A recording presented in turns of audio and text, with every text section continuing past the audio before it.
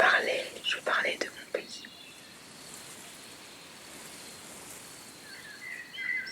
Écoute encore. Te voilà pâle, avec des yeux jaloux. Tu me rappelles à toi. Il faut que je refasse le chemin.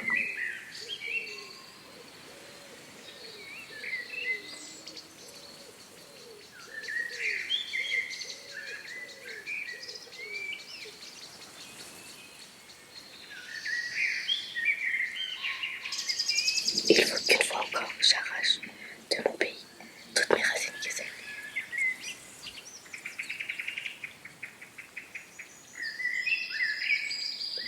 Me voici.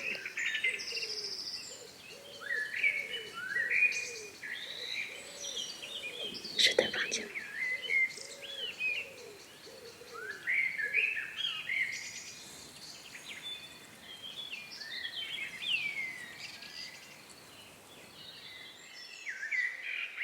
Donne tes mains dans les miennes. Si tu suivais dans mon pays un petit chemin que je connais, jaune et bordé de digitales d'un rose brûlant, tu croyais gravir le sentier enchanté qui mène hors de la vie. Le chant bondissant des frelons fourrés de velours t'y entraîne et bat tes oreilles comme le sang même de ton cœur jusqu'à la forêt, là où finit le monde.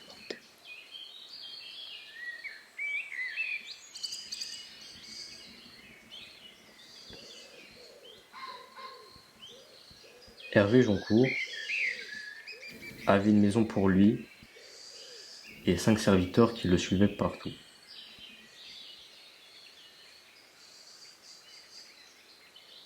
Il mangeait seul, à l'ombre d'un arbre coloré de fleurs qu'il n'avait jamais vu. 2 fois par jour, on lui servait le thé avec une certaine solennité.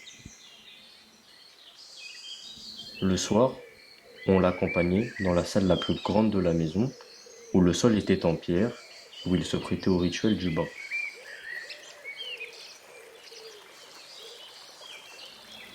3 femmes âgées, le visage recouvert d'une sorte de fard blanc, faisaient couler l'eau sur son corps et l'essuyaient à l'aide de linges de soie tiède.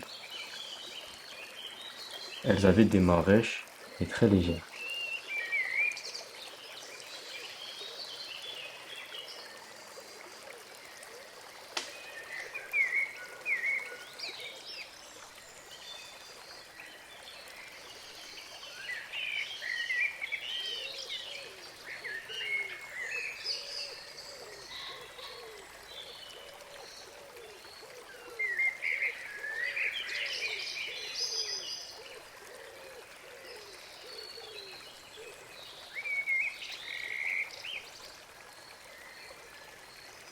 Je pense souvent à cette image que je suis seule à voir, encore et dont je n'ai jamais parlé.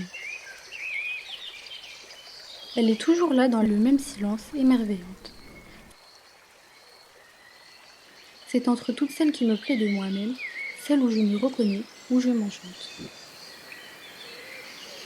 Le fleuve paraît rejoindre l'horizon. C'est la seule couleur. Dans le soleil brumeux du fleuve, le soleil de la chaleur, les rives se sont effacées.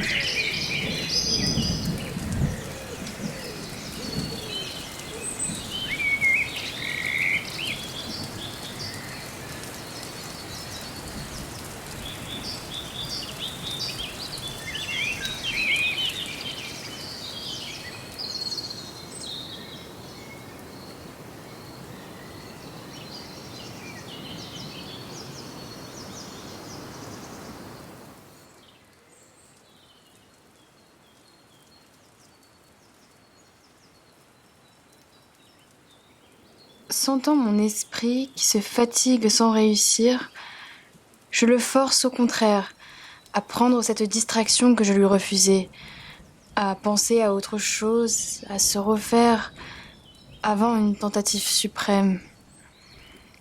Puis, une deuxième fois, je fais le vide devant lui. Je remets en face de lui la saveur encore récente de cette première gorgée et je sens tressaillir en moi quelque chose qui se déplace, voudrait s'élever, quelque chose qu'on aurait désancré à une grande profondeur. Je ne sais pas ce que c'est, mais cela monte lentement.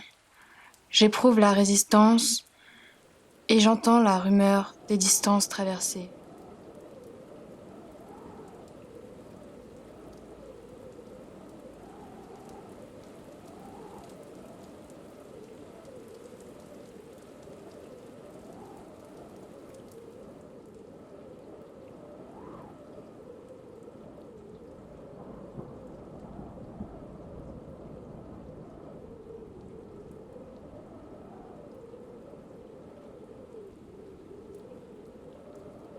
À tout ce que j'ai vu, aux fleurs des prés et aux papillons.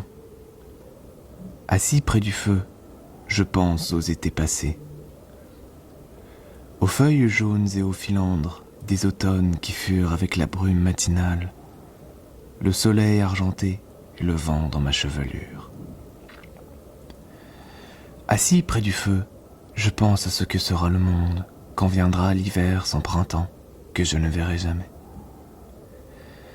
Car il y a tant de choses encore que je n'ai jamais vues.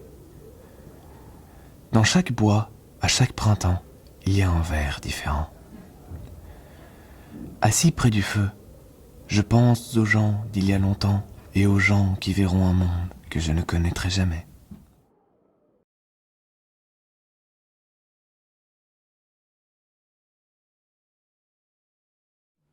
Mon enfant, ma sœur. Songe à la douceur d'aller là-bas vivre ensemble. Aimer à loisir, aimer et mourir. Au pays qui te ressemble. Les soleils mouillés, De ces ciels brouillés, pour mon esprit, ont les charmes si mystérieux. De tes traîtres yeux, brillant à travers leurs larmes. Là, tout n'est qu'ordre et beauté, luxe, calme et volupté. Des meubles luisants, polis par les ans, décoreraient notre chambre. Les plus rares fleurs, mêlant leur odeur aux vagues senteurs de l'ambre. Les riches plafonds, les miroirs profonds, la splendeur orientale, tout y parlerait à l'âme en secret, sa douce langue natale. Là, tout n'est qu'ordre et beauté, luxe, calme et volupté. Vois sur ces canaux dormir ces vaisseaux, Dont l'humeur est vagabonde. C'est pour assouvir ton moindre désir qu'ils viennent du bout du monde. les soleils couchants revêtent les champs, les canaux, la ville entière, hyacinthe d'or. Le monde s'endort dans une chaude lumière. Là, tout n'est qu'ordre et beauté, luxe, calme et volupté. Là, tout n'est qu'ordre Là, tout n'est et qu'ordre et beauté, luxe, calme et volupté. Là, tout n'est qu'ordre et beauté, luxe, calme et volupté. Et beauté, luxe, calme et volupté. Luxe, calme, volupté.